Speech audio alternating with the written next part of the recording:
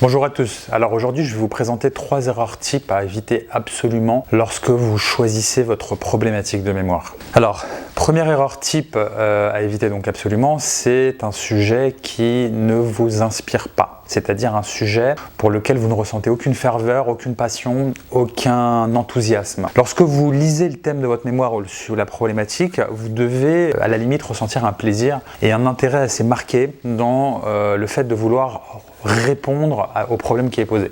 Lorsque vous lisez la problématique, si vous ne ressentez absolument rien, si c'est un sujet qui ne vous inspire pas, qui ne vous donne pas envie de le traiter, qui vous dit voilà ok je peux y répondre mais bon sans plus et s'il faut le faire je vais le faire, alors ça c'est absolument le mauvais choix parce que vous allez être amené à rédiger un mémoire assez substantiel, à faire des recherches, à lire de la littérature, à défendre lors de la soutenance votre mémoire. Et étant donné l'ampleur des travaux, si vous travailler sur un sujet pour lequel vous ne ressentez aucun enthousiasme, ça va se ressentir dans la qualité de votre travail, dans la valeur que vous allez apporter, dans la note que vous allez avoir in fine. Donc cette orientation que vous allez prendre à travers le sujet, à travers le thème, est absolument fondamentale, si ce n'est un des éléments le plus important. Donc vraiment, je vous invite à choisir un sujet qui vous passionne, pour lequel vous avez véritablement un enthousiasme, ne serait-ce qu'à la lecture du thème ou de la problématique. Deuxième erreur à éviter absolument dans le choix de votre sujet, c'est de choisir donc un sujet qui a déjà été largement traité par toute la littérature existante. Ça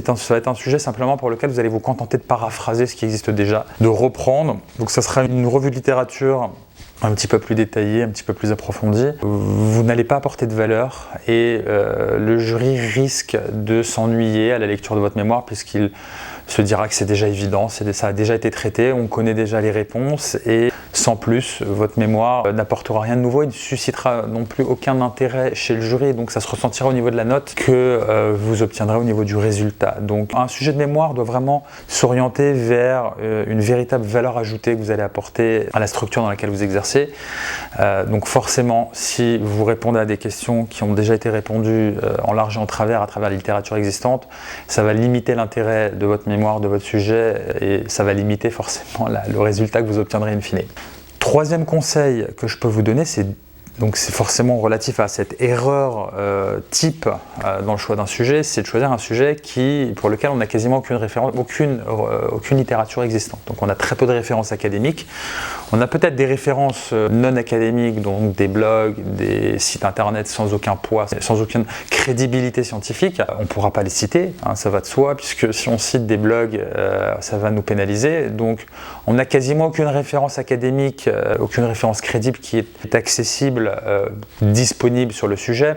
Donc on va vraiment éprouver des difficultés à rédiger ce mémoire et ne serait-ce que déjà à rédiger la revue de littérature du mémoire puisqu'on n'a quasiment aucune référence et à titre d'exemple sur un mémoire de Master 2, les normes académiques exigent au minimum 30 références académiques. Donc si déjà on commence sur un sujet pour lequel on n'a quasiment aucune référence, on se met en difficulté avant même d'avoir commencé. Donc forcément, il faut éviter les sujets qui sont très peu documentés. Ça peut être très bien pour la partie empirique, puisqu'on va apporter quelque chose de nouveau.